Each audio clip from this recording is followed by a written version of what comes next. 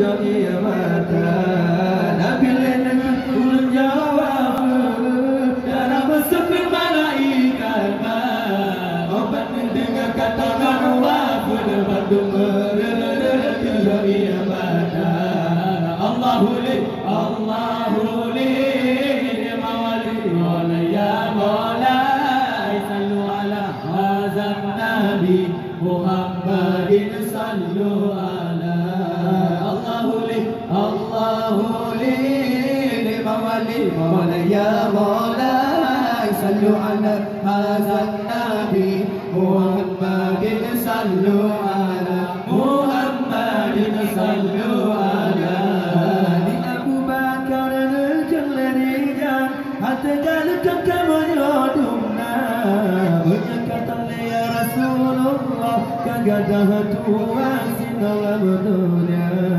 di Abu Bakar jalarijan hatta jalkan kamayodumna berkatan ya Rasulullah kagadah tua dalam dunia Allahu li mawali ya maulai sallu ala hazan nabi Muhammadin sallu ala Allahu li mawali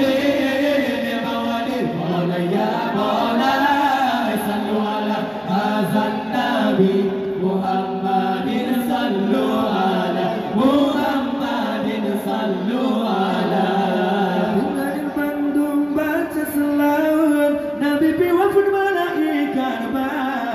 malaikat netran umumah dijijir sagan premaulana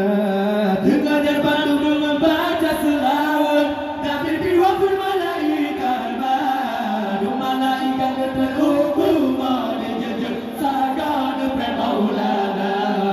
Allahu li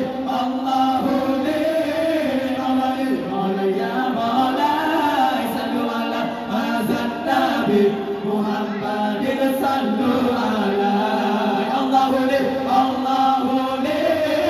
mawali ya maulai sallu ala hazan nabi Muhammadin sallu ala Muhammadin sallu ala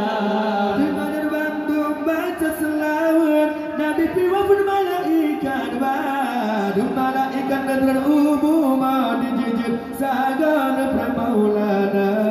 ya kadeban ya Rasulullah nama Fatimah dicoba dada Bunda Aisyah dicoba Tala Safiyah dibantu depan dua Allahu li mawali ya maulai sallu ala hazan nabi Muhammadin sallu ala Allahu li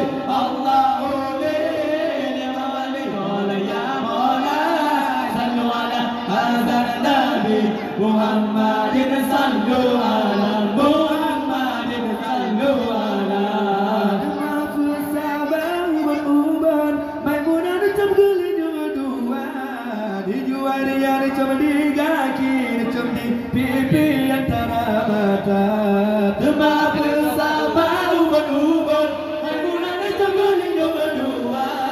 dijual dia dicam di kaki dicam di pipi antara mata Allahu li mawali ya maulai sallu ala hazan nabi Muhammadin sallu ala Allahu li mawali